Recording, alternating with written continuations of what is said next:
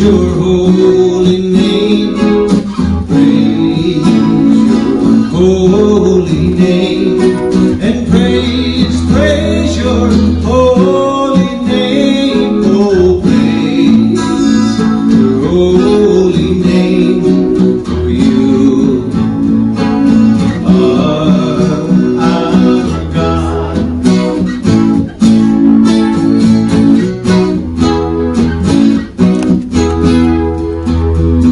And sing hallelujah, oh sing hallelujah, and sing hallelujah, oh sing hallelujah, for you are our God.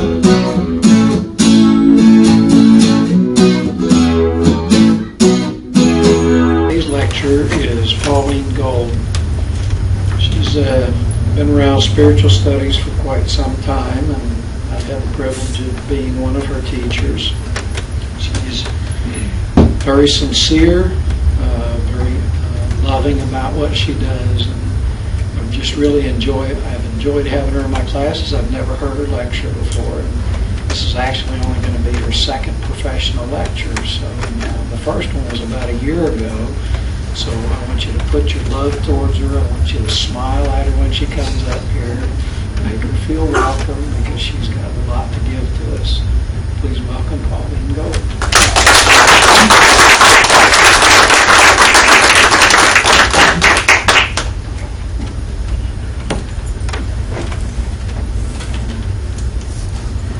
Good morning.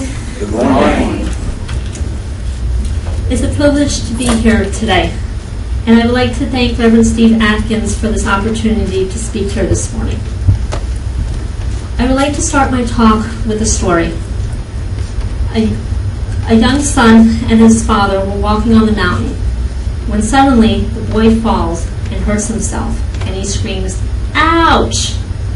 To his surprise, he hears a voice repeating somewhere in the distance in the mountain, "Ouch!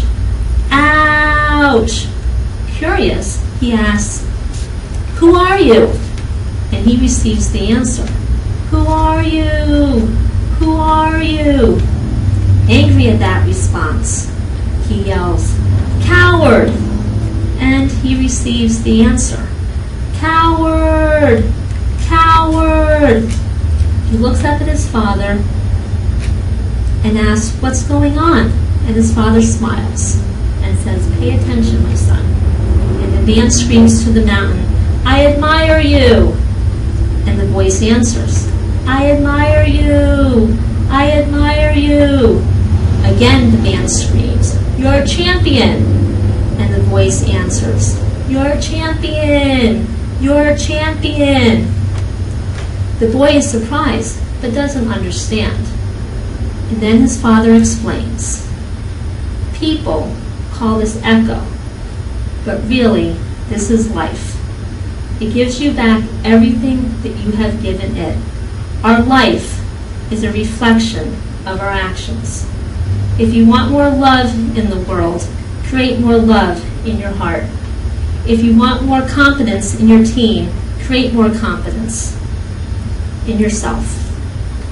This relationship applies to everything in all aspects of life. Life will give you back everything you have given it. Your life is not a coincidence. It's a reflection of you.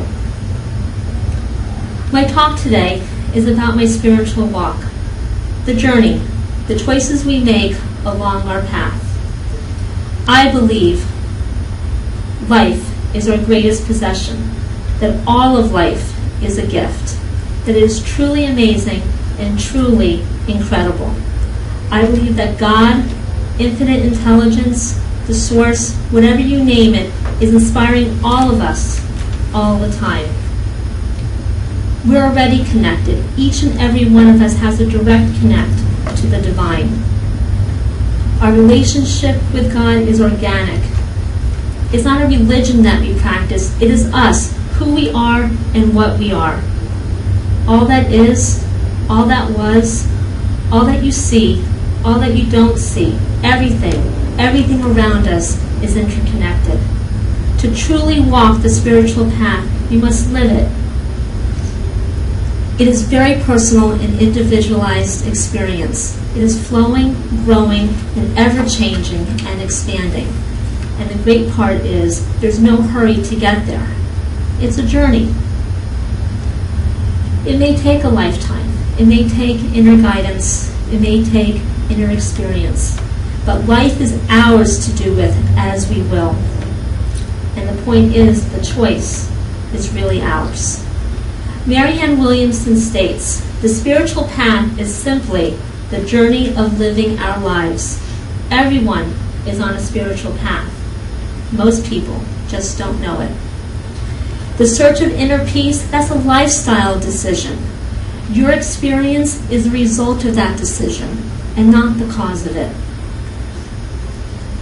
We embark on a quest for our own enchantment, for our own exploration and discovery of self. It is wisely said that the only things we have the consistent power to change is ourselves, that we are free to alter how we respond and view the world, how we react to people, and what we believe and what we do. And life can be unkind at times. There are days when we cannot seem to rise above the mundane existence of our world, when we forget that there's more to life than what can be experienced in the limited mind of our scope. My mother has the most positive view of life. Growing up, the word can't was not in our vocabulary. She believes that you put forth effort, you make an effort with everything that you do. And it wasn't 50-50. You immersed yourself 100% fully. And this applied to all aspects of my life, from homework to doing chores, to doing things that I like, and most especially doing the things that I disliked. So when things went badly, and she had a way of setting things and putting them into perspective. So instead of brooding, which she has no tolerance for, she encouraged us to do something positive, to engage in activities that was uplifting. In this way, she reminds us the pleasures that life can bring instead of concentrating on its grim offerings. Yes, challenges are a part of life, and all relationships are a mixture of positive and negative. They help us broaden our understanding of life and help us to love and see more of who we are. It helps us to grow. Thoughts are energy, and thoughts are magnetic. And just like the young boy on the mountain learned, everything sent out returns to us, the source, you. So when you feel good, you are powerfully attracting more good things to you.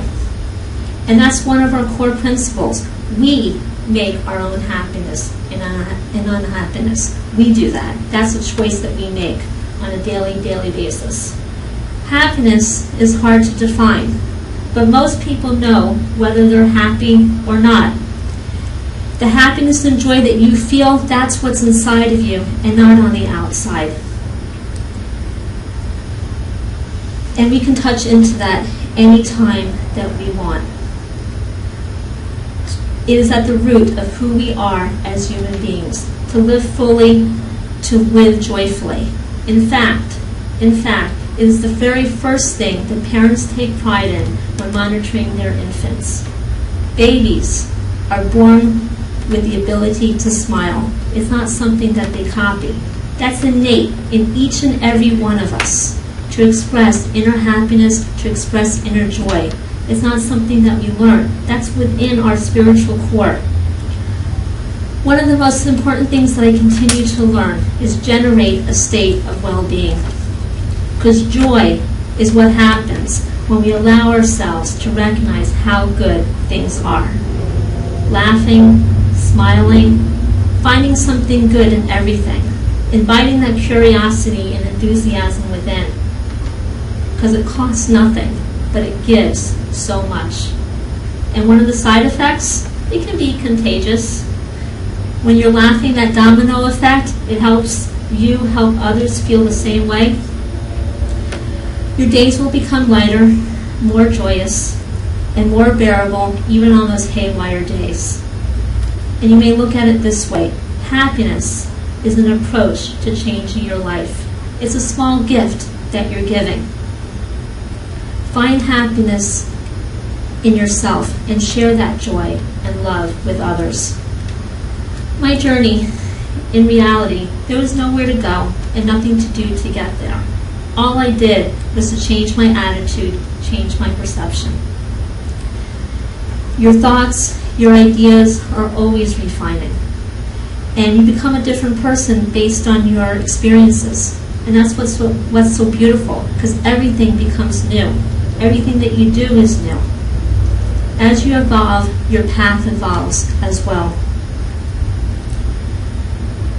In my early years, I knew many things that I could not yet articulate, and I felt different from others, unable to play the parts assigned to me by the world in which I lived. But then later on, I'm learning to step back, to enjoy the journey, to keep a loving attitude, have patience and faith, accept what is, and let it be. Because it's an expression of happiness and joy within you. And that joy is a gift, an act of grace. We all have our own story, our own beliefs, and I know we have our differences too. Everyone we meet encourages us to grow by inspiring us or challenging us. So when things go wrong, is how we respond to the events life puts in our way. Because all of us affect one way or the other the people that we meet. And we have a choice. You can be playful in your thinking and feeling, or be angry, frustrated, and unhappy. The choice is ours. The truth of the matter is that happiness, like anything else in life, needs to be nurtured. So whatever you do, be sincere and honest from your heart. Allow life to unfold and treasure every moment that you have. Because being optimistic helps set the mood for the day. It gives you an opportunity to focus on the positive things in your life. It's not a cure-all for every situation, but in terms of getting us past those small doses of the blues, it helps lift that sense of sadness being experienced. Because we all like and want to be around happy and cheerful people, right? I know I had my list who I reach out to. Yogananda beautifully states, no matter what you are doing, keep the undercurrent of happiness. Learn to be secretively happy within your heart in spite of all circumstances. There's unlimited potential in each and every one of us. It's our spiritual core. Everything worthwhile is a risk, and the choice is ours. And just like on the mountain, you are the author of everything that happens to you. That's worth echoing. You are the author of everything that happens to you. I'm on a path, and I have by no means reached my destination, nor would it appear that I'm close. But I keep finding myself a little more each day to make real the full potential and unlimited Pauline. I'm in constant search of learning, and I'm in constant search of learning about self with a sense of wonder and joy. Life happens through us, and life is to be lived. I thank you for listening.